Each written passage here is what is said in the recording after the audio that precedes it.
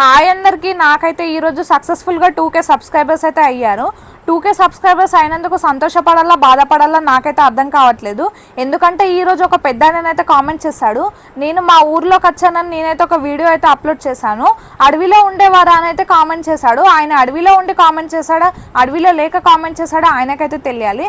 మేమైతే అడవిలో లేదు, ఇన్ని రోజులు సిటీలో ఉన్నాం కాబట్టి ఈరోజు ఊర్లోకి వచ్చామని మాకైతే సంతోషంగా అనిపించిందని నేనైతే వీడియో అప్లోడ్ చేశాను.